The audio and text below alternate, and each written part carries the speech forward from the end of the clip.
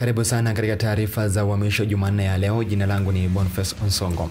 Timu ya Manchester United imepandisha bei ya mchezaji Marcus Rashford mwenye umri wa miaka 27 ambaye ameonyesha kiwango bora akiwa kwa mkopo katika timu ya Aston Villa, hali ambayo imefanya aitwe katika timu ya taifa ya Uingereza.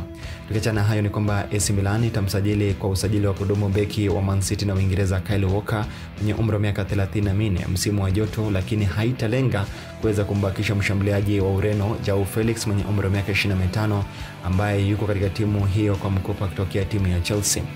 Liverpool inapanga kutumia zaidi ya pauni milioni 250 msimu wa joto kumsajili mshambuliaji wa Atletico Madrid na Argentina Julian Alvarez mwenye umri wa miaka 25, kiungo wakati wa RB Leipzig na Uholanzi Xavi Simons mwenye umri wa miaka 21 na mlinzi wa Inter Milan na Italia Alessandro Bastoni mwenye umri wa miaka 25.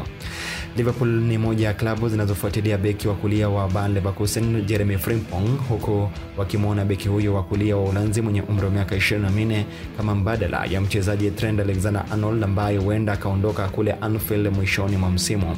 Na hatimaye ni kwamba Manchester United inafuatilia mshambuliaji wa Eintracht Frankfurt Mfaransa Hugo Ekitike mwenye umri wa miaka 22 na mshambuliaji wa RB Leipzig na Slovenia Benjamin Sesko mwenye umri wa miaka 21. Jina langu ni Boniface Onsongo.